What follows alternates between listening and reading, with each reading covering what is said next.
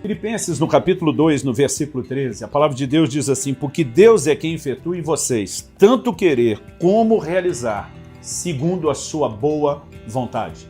Algumas coisas que podemos entender a partir desse texto. Em primeiro lugar, Deus tem uma vontade, e essa vontade é sempre boa.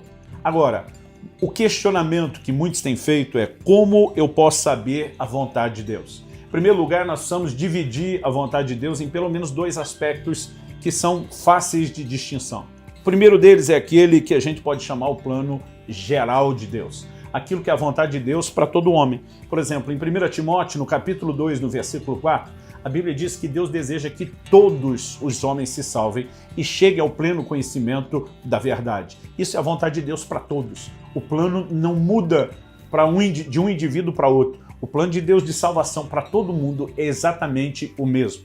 E há muitas coisas na Bíblia que nós podemos categorizar nesse plano genérico ou geral de Deus. Quando Deus fala para a nação de Israel como um todo, ele diz: eu sei os pensamentos que tenho a respeito de vós, são planos de bem, não de mal, para vos dar um futuro e uma esperança. Ele está falando da vontade geral. Mas há também uma vontade específica. Davi declara no Salmo 139, 16, cada um dos meus dias foram escritos no teu livro, quando nenhum deles ainda existia. Ele não está falando de algo que se repete na vida de todo mundo, mas de algo singular, único, em relação ao plano e ao propósito de Deus para ele.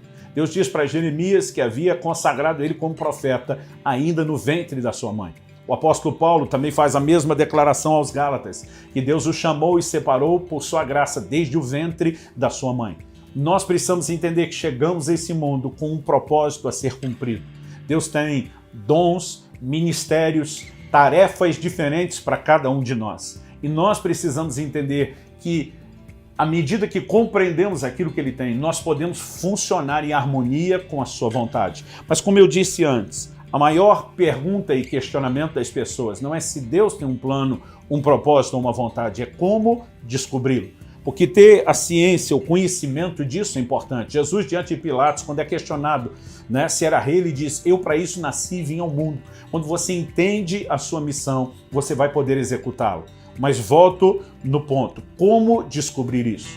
Paulo, nessa carta aos Filipenses, o texto que nós lemos está dizendo que Deus opera em nós o querer e o realizar segundo a sua boa vontade. O querer e o realizar são parte de algo que Deus deseja fazer nas nossas vidas. E antes de nos levar a realizar, Deus vai despertar primeiro em nós o querer. Isso significa que Deus desperta em nós desejos, anseios, algumas vontades, ou numa linguagem mais atual, a gente poderia dizer alguns sonhos, alguns anseios. E muitas vezes as pessoas gastam muito tempo procurando a sinalização da vontade de Deus no lado de fora. Eles estão esperando uma palavra profética, eles estão esperando um sonho, uma visão, uma comunicação extraordinária, e eu quero deixar claro que eu não sou contra nada disso e creio nisso de coração. No entanto, o papel dessas experiências ou manifestações não é nos dirigir. Romanos 8,14 diz que os que são guiados pelo Espírito de Deus são filhos de Deus. O Espírito Santo tem uma forma simples de nos orientar e de nos dirigir. Logo depois de falar isso, no verso 14, no 16, Paulo diz assim: porque o Espírito testifica com o nosso espírito que nós somos filhos de Deus. Há um testemunho interior simples do Espírito Santo a respeito daquilo que Deus quer falar e comunicar conosco. Então, o meu conselho às pessoas é: você não precisa procurar tanto a sinalização do lado de fora. É possível, é até provável que em algum momento Deus vai usar essas manifestações do lado de fora como uma forma de confirmar aquilo que Ele já colocou do lado de dentro. Mas o que temos dentro de nós é um anseio, é um desejo. Desde a minha adolescência, algo consumia o meu coração. Era um desejo ardente, incontrolável de pregar a palavra de Deus. Hoje eu consigo me divertir disso. Na época não conseguia dimensionar o que eu estava fazendo, mas muitas vezes eu me trancava no banheiro da casa dos meus pais, onde eu estava fora da vista não só dos meus pais como dos meus irmãos. E diante do espelho eu pregava.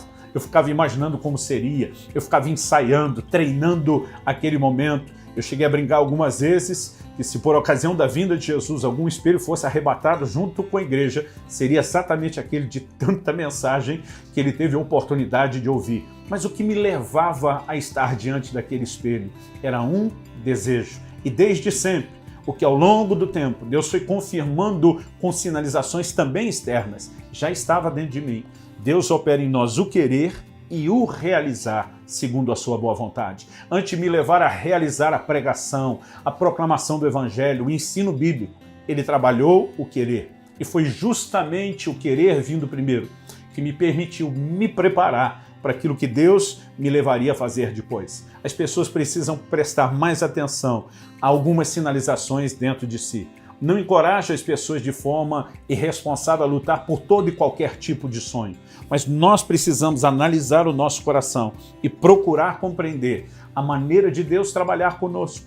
Quando a Bíblia diz que Moisés matou aquele egípcio, na pregação de Estevão, em Atos capítulo 7, nós lemos uma explicação que Moisés cuidava que os seus irmãos haveriam de entender que por meio dele Deus traria livramento a Israel. Naquele momento, ele já se via como um libertador, ele já se via como um instrumento de Deus para socorrer o seu povo, porque Deus estava operando dentro dele anseios. A palavra de Deus nos fala a respeito de Josué, que ele não se apartava da tenda do encontro. Mesmo depois que Moisés saía dos encontros com Deus, ele ficava lá. É como se ele olhasse e admirasse aquele lugar onde Deus dava a direção a um líder para conduzir o seu povo. E Deus já estava forjando dentro dele um desejo, o desejo de um dia também liderar a nação de Israel. Quando olhamos para exemplos como o de Gideão, quando o anjo do Senhor aparece para ele, e diz: o Senhor é contigo, homem valente. Tem dentro dele aquela chama de um inconformado. Ele na hora desabafa e diz que o Senhor é conosco, o que é feito das maravilhas que nos contaram nossos pais. Em outras palavras, cadê o mover de Deus? Cadê o extraordinário? Cadê o sobrenatural? Por que é que as coisas não estão acontecendo? Por que o coração dele fervilhava? Porque Deus já o estava despertando para algo. Quando Davi vai visitar os seus irmãos, receber notícia deles para levar ao pai, leva alguns presentes para o capitão do exército onde os seus irmãos serviam, ele ouve o desafio de Golias e ele começa a perguntar o que é que está sendo dito, o que é que o rei está falando a respeito disso. E a Bíblia nos mostra que um dos irmãos Davi, dos mais velhos, diz: bem sei teu coração, você veio aqui para ver a guerra. Um comentário de um irmão é muito revelador. Isso me faz imaginar um Davi, cada vez que os irmãos chegavam em casa, ele queria saber tudo a respeito da guerra, e é como se eles dissessem: isso não é para você, não te interessa, não é da sua conta. E nessa hora Davi perguntando, eles agem da mesma forma. Agora, esse questionador Davi a respeito dessas coisas viria liderar o maior exército de conquista que a nação de Israel conheceu em toda a sua história. Aquilo não era mera curiosidade, havia um anseio dentro dele. Nós precisamos gastar tempo com Deus, questionando alguns desejos antigos que nos perseguem. Eu tenho conversado com pessoas que dizem: a vida inteira meu coração queimou em fazer algo por crianças, mas eu nunca fiz. E eu pergunto: se uma vida inteira o seu coração queimou, por que é que você não fez? E muitas vezes a resposta que eu ouço é: porque eu não tinha certeza do que Deus queria. Eu tenho dito a alguns deles: não tendo certeza, eu prefiro fazer alguma coisa do que não fazer nada. E para fazer alguma coisa, nós normalmente começamos daquilo onde o nosso coração está sendo despertado. É lógico que o coração pode se apartar para o lado errado, por desejos e motivações e ambições erradas, mas à medida que nos posicionamos diante de Deus em oração, sensibilidade no relacionamento com o Espírito Santo, nós podemos checar se o que está dentro de nós está alinhado com aquilo que o Senhor tem para as nossas vidas. José foi um grande líder que salva não apenas a sua nação de uma fome que viria, mas guardou e protegeu o Egito, uma nação inteira, e tocou o mundo dos seus dias.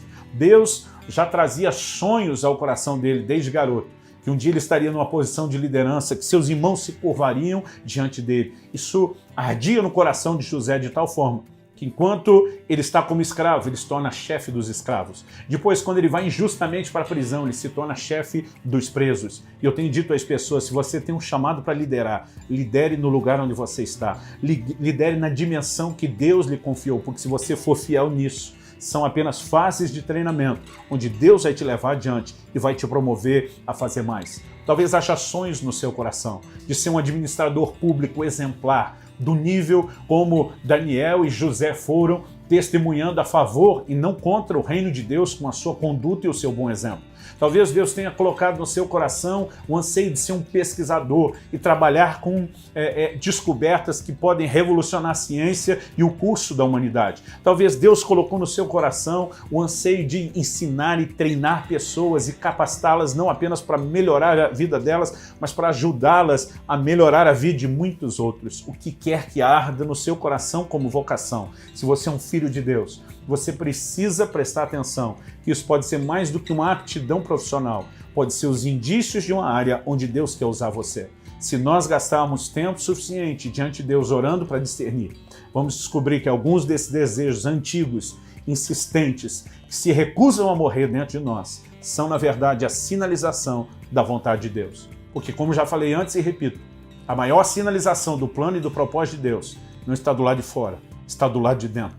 Então vamos prestar atenção, vamos corresponder com Deus, nos entregando cada vez mais a um clamor para que a vontade dele se revele, mas também ficando atento a esse tipo de desejo que arde dentro de nós. Porque o Deus que opera em nós o querer, também vai operar em nós o realizar. Se correspondemos na primeira etapa, desdobraremos para a segunda e poderemos cumprir o propósito de Deus. Que o Senhor te abençoe e que você viva para cumprir aquilo que Ele sonhou a teu respeito.